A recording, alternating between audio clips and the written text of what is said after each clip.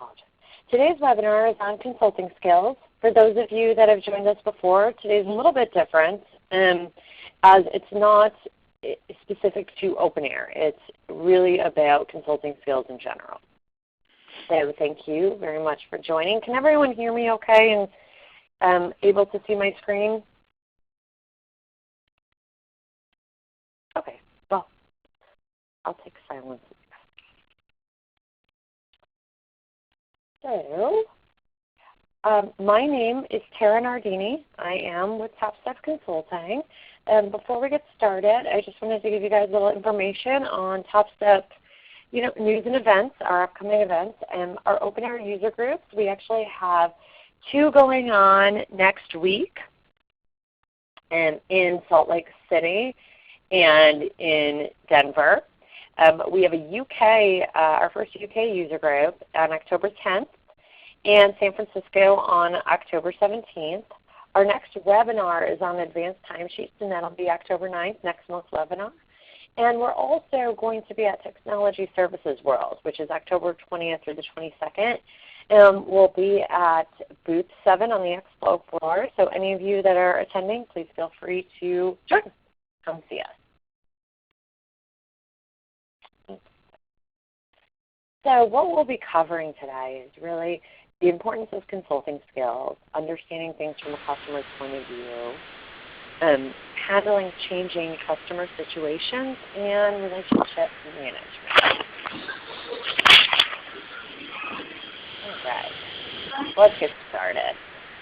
So Top Step, we are a consulting firm that focuses on professional services operations and efficiency. We're known for our business consulting in the professional services space. And really, we have a 3-legged stool. That's our 3-legged approach. So TOP, that's what that represents. And that's tools, operations, and the P is process people. And really, it's in steps is our methodology. So if you look at our little step diagram here, it's around strategize, tools and process implementation, education, performance tracking, and system management. And as I noted here at the bottom, the underlying element is people. I mean, really, your people are what drive your process and who manages your tools. So it's really important, when you think about it, it's really important to have a solid methodology in place that your people can use and work from as a standard, and then the tools that they can use to drive those efficiencies and enable them. And the big thing I always say is make sure that you continue to revisit your methodology. That's not to say that it needs to be changed and maybe everything stays the same, but if we all have changing environments and we all have changes in our business, and you want to make sure that you're adjusting or tweaking your methodology to go with those changes in your business so that you don't end up one day going, oh my goodness, this is very outdated. You want to keep those things in sync to the best of your ability. I know that can be challenging because everyone's got a lot going on and you need to get things done for your clients, so it's kind of a secondary thought. But it's just something to keep in mind to maybe take a quick overview of on an annual basis to just make sure those things are in sync so that you don't have an issue on your hand when you're trying to make a bunch of changes all at once. Okay. So when you think about it, consulting skills are important, and when you have consultants in the field, they're your product, they're your brand to your clients. So what we want to do here at TopStep is, we want to help with our training program that turns your team from doers and influencers. And the importance of being an influencer, which we'll talk about a little bit later, is really just driving growth within a client. Expanding your ability to sell services with that client, expanding your ability to develop those relationships, and stay and grow within your clients. Most of us don't want a one and done. We want long-term relationships with our clients so that we continue to help our clients grow, help ourselves grow, so forth. So if you look at our consulting pyramid here, basically we have our bottom of our pyramid is accomplish your objectives, create those strategic relationships, and then you move to expanding your influence within the client. You know, oftentimes when you look at it, there are a lot of issues where maybe you're not able to meet client expectations. Maybe there are communication issues. Project overruns is always a big thing. So what we try to focus on is just how do we manage through these situations? How do we give our folks that are going out to meet our clients the tools to communicate better, options around communication? Options around just keeping it top of mind that you want to be open with your communication. You want to be inclusive. You want to, if you see behavioral issues, you want to nip them in the bud, and you want to explain to folks why that's an issue and how to do things a little bit differently. Project overruns always tends to be a big thing, and I know as field consultants, folks really want to make their clients happy. They really want to deliver. So there's a tendency to, do a lot of what your client's asking for, which may be outside of scope, which may be rework, which may be, and you're not necessarily thinking about the budget because your concern is keeping your client happy. And I think that's great. It's just making sure that we train folks to think through what are the issues that you're going to have, how your project's going to overrun. Can you work with your internal organization to say, hey, I overran on my project, can we use this as an investment? Knowing there's proactively understanding what the impact to your budget is, proactively having those conversations with your client to say, when you're looking at incremental scope or things that they might want to do, having those conversations about change orders. I know sometimes that's not comfortable, and depending on the relationship you have with your client, it can be a more stressful conversation to have because you want to prove and add value before you talk about possibly having a change order. But you need to make sure that you're aware of the budget impact and that your organization internally is aware and agrees with that budget impact, because a successful project is both delivering on your engagement, driving new opportunities within that client, and meeting your budget. So those are all just things to think about. The big thing here is understanding your customer. So when you think about it, it sounds pretty simple, but it's kind of the concept of know your audience. A lot of organizations have, like when you're consulting, a lot of the time you have a sales team that goes in and sells, and then you have a delivery team that goes in and delivers. And sometimes what happens is you don't maybe have that handoff that internally as a consulting organization. You want to have that handoff so your delivery team, or so your sales team can give your delivery team as much information as possible to make them successful. Oftentimes I recommend an internal kickoff. A lot of folks have this, some folks don't, and I know everyone's moving very quickly and they want to meet their clients' needs, but it's really important to make sure that you level set, you understand the overall organizational goals, you understand the goals of the business, of each business unit, because that helps you understand your players. If one business unit, for example, a finance organization might have might only be focused on invoicing, while your delivery consultants are focused on how do I get this project financials and the project status to my clients. And really at the end of the day, they're worried about what they're doing at the client side. So you have to, when you're putting in systems, when you're working with organizations, it's really good to understand what the goal of each business unit is so that you understand when you're talking to folks what's driving them. You understand their roles. And part of this is when you understand your audience, you can determine how they most effectively absorb information, and you can tailor your style to how to speak to that audience. Some folks really like answers first, and then they like the detail. Some folks like the detail, and then they like that to build into the answer.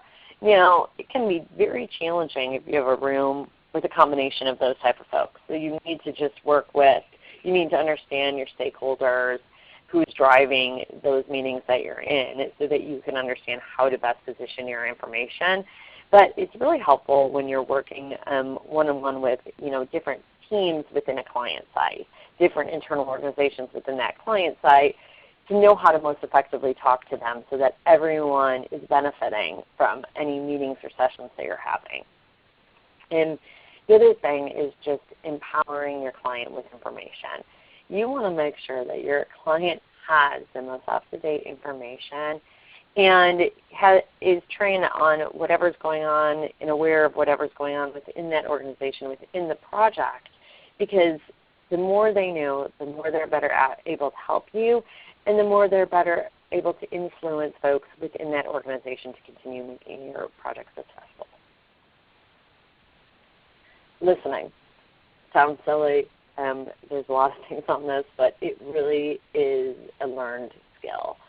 And you have to take the time to listen. A lot of us are really conditioned to go, okay, you hear part, you want to provide an answer, you want to help with the resolution. So you're thinking about, okay, how can I help with this? Which means you're missing things that your client's saying. There's a lot of times people think that asking questions might make them look as if they weren't listening and they don't know what's going on. But it's really effective to ask pointed questions because it shows that A, you were listening. It shows that you're concerned about making sure that you understand what your client's needs are. And it's really effective. And then right there, you can determine if there's a miss, and then you don't have to worry about correcting that later. It's really upfront. It's really transparent. And I think transparency is often key. No one likes surprises when it comes to projects because most of the time surprises aren't necessarily a good thing. And it's real important to make sure that we all want to please our clients, but make sure that you explain to them, using things like absolutely we can do this, definitely. That can be a problem if you're not positive that you can, or you're not really sure that you understand what the client needs. So maybe you're saying, yes, it can do this, and you mean one thing while they mean another. So I think I caution folks on just really trying to look and think through, work with their clients to determine what's feasible, to explain the wins in the situation, and also explain when things can't be done. Nobody likes to have that conversation or say, no, we can't do this. But when you say, hey, I don't know that we can do this, but here are options of what we can do, and here's where that will get you on this goal. That's always helpful. Saying no and cutting it off, that's not a helpful solution. But providing those options and seeking ways to understand your client and seeking ways to help them. Maybe you can't do exactly that, but having some permutation of that will be helpful. The other thing is anticipating customer questions. Sometimes, after you've been in a customer, or if you're thinking through the industry and professional services and operations organizations tend to have a lot of the same, issues.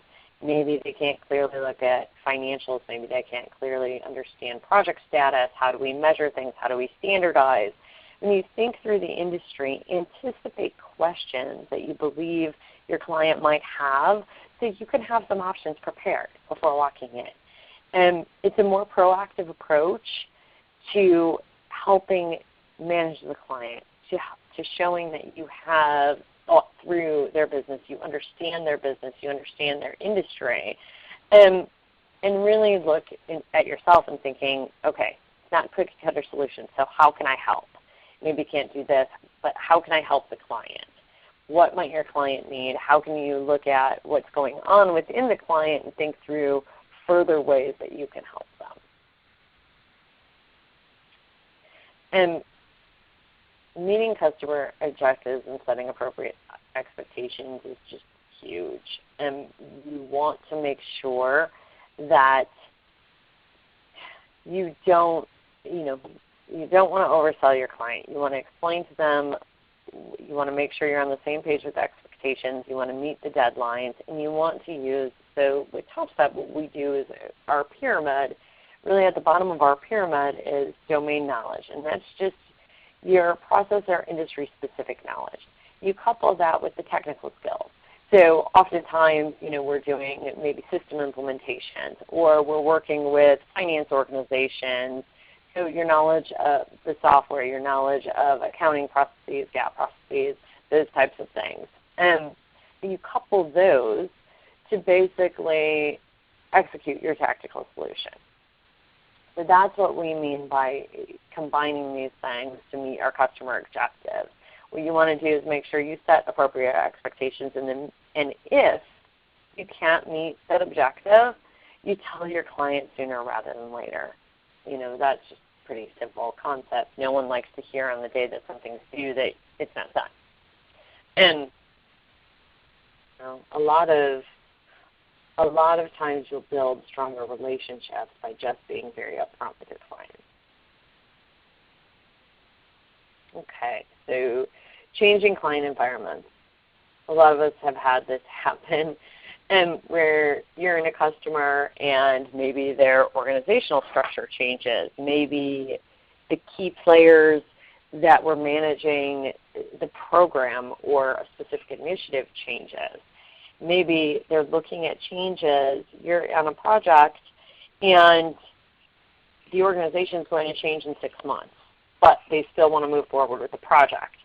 A couple questions that I just find helpful to either think through or just ask is understanding what's driving the change. Are they combining business units? Are they slimming down practices? Is there an organizational structure change? What are they trying to accomplish? When does it take effect, so that you can look at, here's what we're doing today, here's what we may anticipate what may need to be changed tomorrow. And then be proactive about presenting timelines and things of that nature.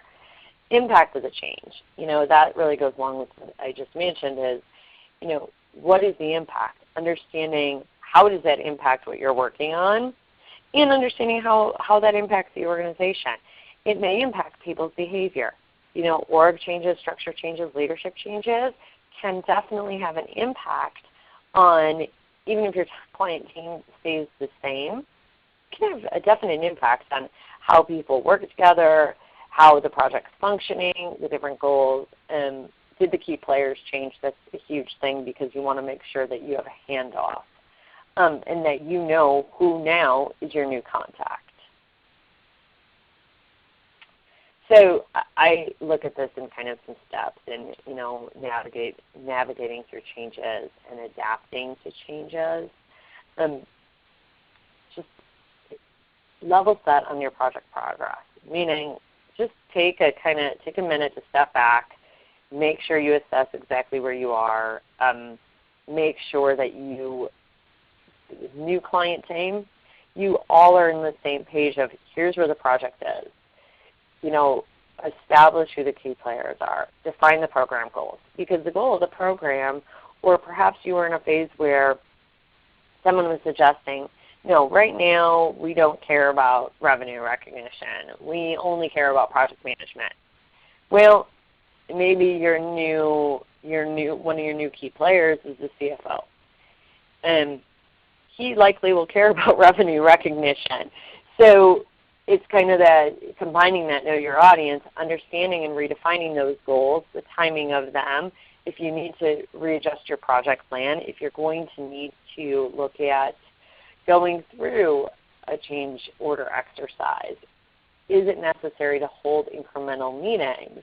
Because you have to be cognizant as to where you are with the budget, talk to your own leadership about internal investment, and just make sure that you're promoting that forward progression or just stopping churn. But you don't want to push forward and not have the right players. So really level setting is a huge thing. And what I like to do is just reset the expectations and publish them. Because oftentimes you get in a group and everybody's talking, or Sometimes you have your folks that speak up more in a group environment versus other folks. So if you publish your next steps and you publish the new expectations of the program or the current expectations of the program, you can get feedback. Whether that's people are more comfortable in email or however they're more comfortable providing that feedback. And it also can tell you very quickly if you're on the same page. Perhaps you're thinking that one of your goals means this when in fact it doesn't. So it's good to get that out there and have folks weigh in.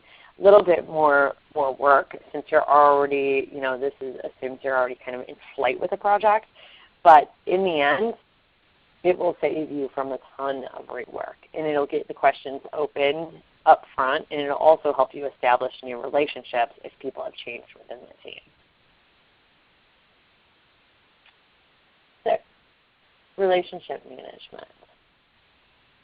This is really key to having success within a client. It's one thing to deliver, which is great. Deliver, tactically execute. But really, you need to foster those relationships to show your client the value and to be able to drive influence and to be able to drive further growth within that client, which is really what the whole consulting effort is about. You want to take some time to understand the stakes. What's tied to everyone's success? What's tied to the success of the initiative? And if you understand motivations, it will help you understand the dynamics of the group that you're dealing with. Make sure, I said this, I alluded to this a little bit earlier, but make sure your client's always informed and aware of everything that's going on. Perhaps they need to take it internally to leadership. They need to be able to be comfortable that they have all of that information and trust that you've provided everything that you're aware of. And a lot of times, conflict resolution is huge. Folks, it's unintentional. Conflicts arise, and you really want to take the high road. And you really want to use those opportunities to gain perspective from what's going on and look at how maybe you can manage better or differently. Really shouldn't say better. Differently in that situation. It gives you options. It gives you kind of things to put in your back pocket as your toolkit. I often say, it's not necessary to be, you might be the smartest person in the room, but it's really not necessary because what you need to be is you need to understand how to effectively work with people and get their buy-in. You can be the smartest person in the room. If no one buys in, all of your effort and all of your smarts are really wasted. And you're going to have a client that's not happy. You're not going to show any value. It's really just making sure you meet the client's business needs, making sure you're looking at how they absorb information, and making sure that you can adapt to their ideas. Maybe your idea is great, but they're not ready for that. So look at a phased approach. There's a lot of different options on. Sometimes organizations have to take baby steps because they can't manage through a ton of change. So be cognizant of that because you might have great ideas, but it's all in how you can get buy-in to implement them and looking at different ways to implement them to help your client. This is an example of some of the exercises we use, or an exercise that we use in our consulting skills workshop. This is our work map-based training, and what we do is we like to use games and promote a really interactive environment in the consulting skills workshop because consultants tend to work in teams, and they always work with a team at a client site. So you really want to make sure that you're promoting that collaborative effort and that communication style, and using games is to not have people, talking at you, making the workshop interactive.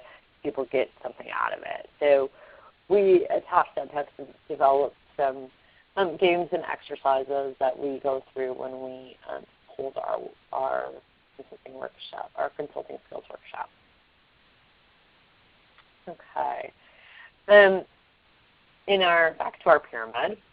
In our pyramid, we had gone through our domain knowledge, execution, technical skills. The second level of our pyramid is access and affinity. And really, and as I was mentioning about relationships, strategic relationships, and it's really just getting to the right people and making sure that your clients are comfortable with you. You need to have them respect your opinion, and also know that you can have an open and candid conversation and work through what you're looking to accomplish.